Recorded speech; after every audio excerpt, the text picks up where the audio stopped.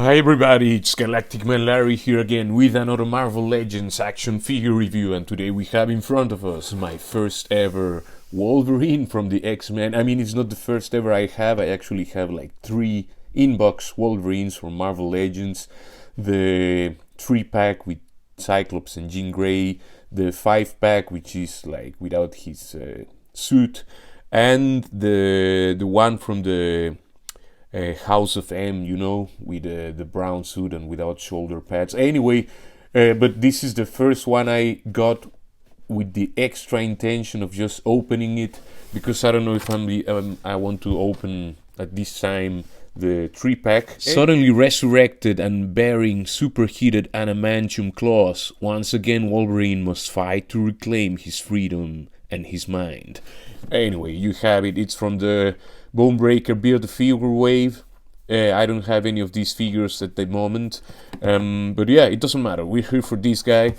Surely I'm the last person on earth reviewing this thing, but I don't care. I'm just opening a Wolverine in 6-inch scale for the first time ever, and I wanted to share the experience with you. And this has turned into an actual unboxing video with all the noise and all of that. I guess that's the way to do it without damaging those claws. And there you have your Hot Claws Wolverine out of the packaging and with everything he comes with, which is actually only this head sculpt. No Build-A-Figure part, no nothing else. But yeah, it's still, I mean, it's a Wolverine figure. That's the selling point, I guess. This been out there for a while, and I'm just uploading this video because I just recently got him, you know. I even might have shown him in some video of mine. Anyway, my point is, I guess you know what you're getting here is just another use of that Wolverine mold that has been out there for a while, but it's actually, yeah, it's very poseable, and it's I don't know what to say. I mean, it's just a good looking figure. So if they, well, I think they could update it. They could you know, go pinless. I don't know if the VHS version is pinless. I still don't have that one. I would like to get that one as well, but it's not like like my life depends on it, you know. It's just a whim. There you have it. Let's actually, because it's very easy, let's just swap the head. Here you have him with the human head, well, unmasked head, and it's a nice sculpt. There he's all like yelling and whatever, looking good. You decide if you want to keep him with that head. I'm more like, I mean, I like this head. It's a nice head sculpt, and the photo reel is there, well applied and everything. But I'm more like, I think I'll just keep him with the mask, even if the mask head is a bit neutral. Well, it's totally neutral in expression. But yeah, I just want to have a regular Wolverine with his cowl and everything. You can see the paint applications are all the paint is nicely applied, is what I want to say, except from here. You can see there I have a little scratch or splotch, whatever.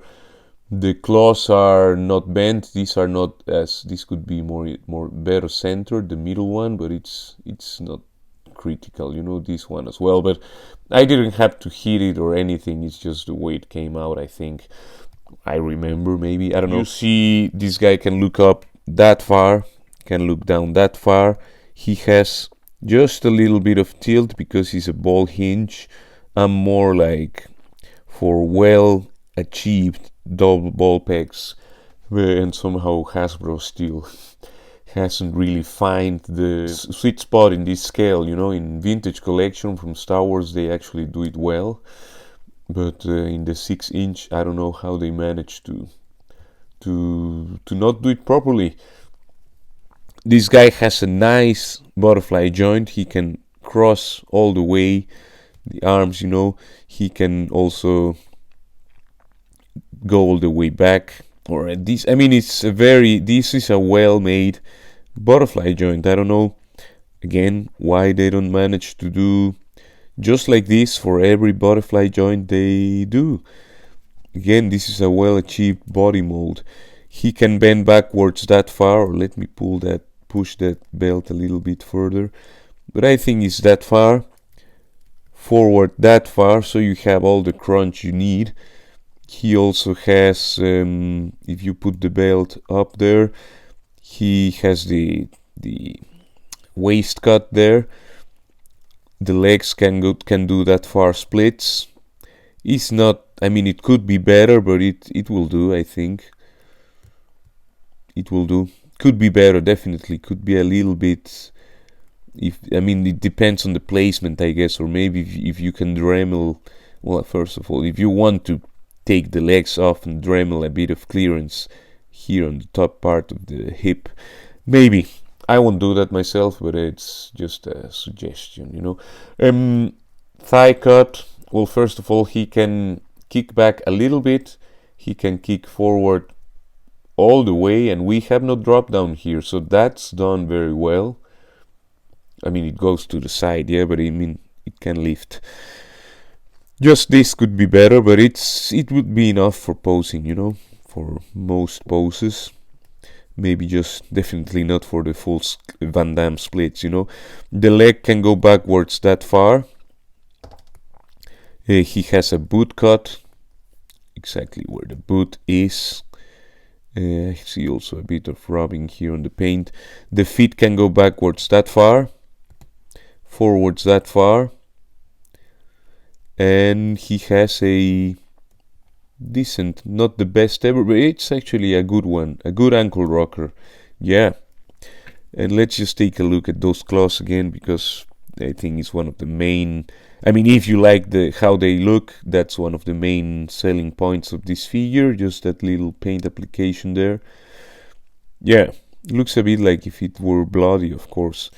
Before we go forward, I forgot to say he has, of course, a bicep cut, double jointed elbows that can do almost nothing because he has a huge, I mean, the upper arm is super thick, and it doesn't give clearance for much, you know, elbow bending here, there, just slightly over 90 degrees, which is a shame. I mean, Wolverine should have more, I guess, but he has this huge chunk of bicep, and yeah, that gets in the way. The hands can turn around, in and out movement for the hands, but I think that's good for this. I mean, he's not wielding weapons. His weapons are always in his fists there, and I mean his claws, and that's the proper hinge, I guess, for this situation. And there you have your Hot Claws Wolverine next to the KX security droid, Bo-Katan, the MCU Moon Knight, and Wicket from Return of the Jedi. And next to Gambit, Psylocke, Banshee from the 3-pack, and Deadpool from the retro-carded release. And that's it for this review. I mean, this figure has been out there for a while. It's not part of this team. I still would have to get that retro Wolverine if I want to get it. I don't have to, you know. I'm happy with this one. I like it better than the other one. Has better claws, has a cooler outfit, and it has a masked head, you know. That's what I need for Wolverine, what I need personally. But anyway, a really good figure. I mean, if you don't have a Wolverine yet, I think this is the one to get right now, or it's a good option, is what I mean, for mass produced. I mean, it's not the Mescor or something like that. It's just Marvel Legends. It won't break the bank that horribly. And yeah, please take care. Please leave a like, share, subscribe, comment, and all of that good stuff. And I will see you in the next one. Ciao, ciao, ciao.